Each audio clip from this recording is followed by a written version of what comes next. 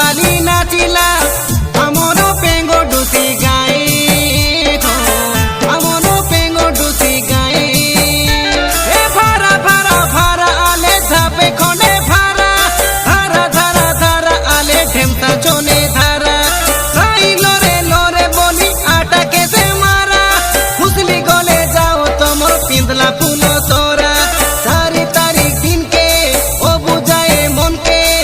कर दिया तो खोंडे पूरा देसिया गाना बाजिला शिल्पी बेबो नाचिला हमरो पेंगो डुसी गाए हो हमरो पेंगो डुसी गाए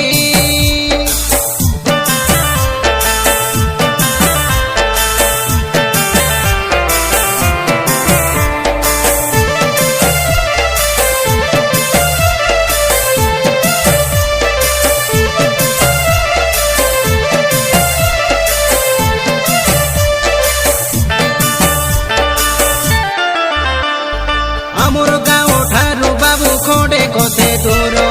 आचे देखी आसाबे कैसी बड़ो मंदिर आधे पड़ी गुआरी से कोले भाई तारो देसी सोते जाची करी मन कोला से बड़ो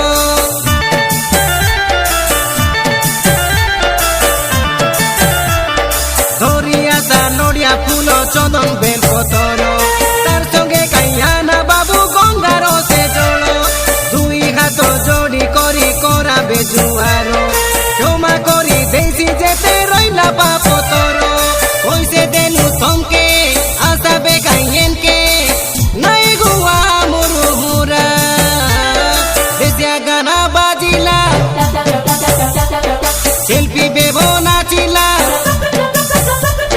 देसिया गाना बाजिला शिल्पी बेबो नाचिला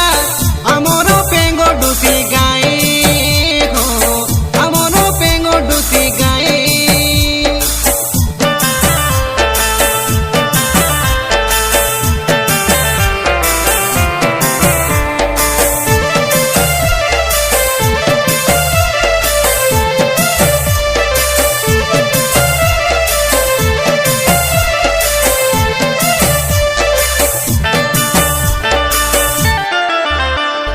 सुंदर सिंह सुरेंद्र राम घृति केशो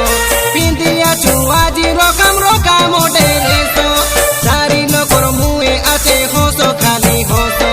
तोमे आइले डांसा बेकाई कोई बुआरी किसो